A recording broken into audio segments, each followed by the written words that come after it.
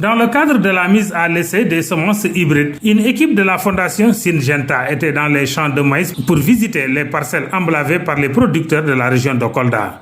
La Fondation Syngenta, à travers son programme PASTA, aide les producteurs à avoir des semences de qualité. Raison pour laquelle aujourd'hui nous avons organisé une journée en collaboration avec la CEDAP où les producteurs auront une idée, n'est-ce pas, sur les variétés qui ont été mises ici en exercice. C'était ça l'idée de la journée. Parmi ces variétés, on peut retenir lesquelles? En fait, comme je dirais, la démarche elle est participative. Maintenant, en fait, il n'est plus recommandé aux fournisseurs, n'est-ce pas, d'imposer, n'est-ce pas, les types de semences aux producteurs. Maintenant, en fait, il appartient aux producteurs, n'est-ce pas, de pouvoir porter leur choix sur telle ou telle variété. C'est pendant ce temps que le fournisseur puisse s'approprier de ces variétés pour pouvoir les véhiculer dans son réseau, n'est-ce pas. En fait, ici, nous avons mis en exercice, n'est-ce pas, comme je l'ai dit, 6 variétés. Parmi ces 6 variétés, les producteurs ont porté le choix sur 3 variétés, n'est-ce pas, la variété Kaboko, la variété Bondafa et la variété Kabamanod. Je remercie toute l'assistance qui est venue aujourd'hui visiter les parcelles de démonstration du maïs hybride. Cette année, j'ai semé 7 variétés. À savoir, il y a 5 variétés, et 6 variétés hybrides, et Obatamba, et Orlitaï, et le Soin. En fin de compte, on a visité aujourd'hui, on a retrouvé que le maïs a très bien donné. Cette visite ne s'est pas faite sans la présence de la CEDAP, qui est un partenaire stratégique de la Fondation Syngenta. Il y a un bon accompagnement, il y a un bon compagnonnage entre la CEDAP que nous dirigeons, la Fondation Syngenta qui est venue nous assister et la Direction régionale du développement rural de Kolda.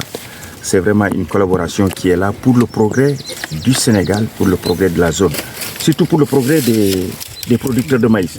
Nous travaillons avec ces gens depuis plus de 20, 25 ans, 30 ans. Ce sont de grands multiplicateurs de semences, c'est des professionnels. Alors, le monde évolue. Je disais tout à l'heure qu'à l'époque, M. Abibsi, qui était ministre de l'Agriculture, nous avait demandé pourquoi on ne vendait pas des semences hybrides. Je lui avais dit que nous préférions les produire sur place.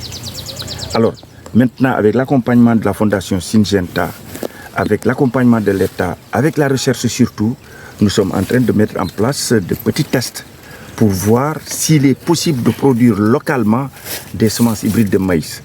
Apparemment, c'est faisable. En tout cas, pour les tests que nous avons faits ici, pour la production de maïs, c'est bon. Ça répond à leur attente, notamment dans les rendements, dans le goût, dans les pauses pluviométriques, dans leurs diverses préoccupations. Ces variétés sont intéressantes pour eux.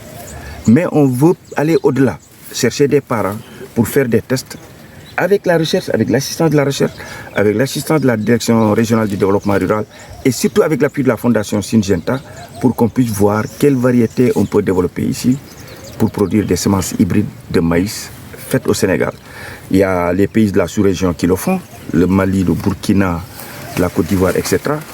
Or, le Sénégal, quand même, nous avons un système semencier très clair, très dynamique, qui est là, la recherche à sa part, l'administration à sa part, les services officiels de contrôle à sa part, les opérateurs privés que nous sommes, nous avons notre part, les fondations qui nous appuient aussi ont leur part.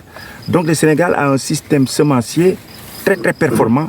Il n'y a pas de raison qu'on ne puisse pas produire à l'avenir des semences hybrides de maïs ou peut-être même de riz irrigué ou de riz pluvial ou de sorgho. Les services de l'État y étaient représentés par le DRDR de Kolda qui apprécie à sa juste valeur la vision de la Fondation Syngenta et celle de la CEDAP pour la constitution du capital semencier hybride. Et globalement, ce que nous avons eu, que les rendements sont meilleurs, de loin meilleurs que les variétés qui étaient jadis utilisées. Et compte tenu aussi de l'objectif que l'État a, donc à assurer la souveraineté alimentaire, nous pensons que c'est avec ces variétés qu'on peut arriver donc à atteindre ces objectifs. Parce que comme il l'a dit tout de suite, il y a une variété qui a donné dans le Tamba 4 tonnes 500 et nous savons que le potentiel de ces variétés hybrides varie aux alentours de 7-10 tonnes à l'hectare. Nous pensons que si nous arrivons à produire les semences hybrides sur place, parce que Kolda a cette possibilité-là, parce que nous avons le CRZ, nous avons un potentiel agricole énorme au niveau de la région, toutes les conditions sont réunies pour qu'on puisse produire sur place des semences hybrides et qu'on puisse les donner à nos producteurs.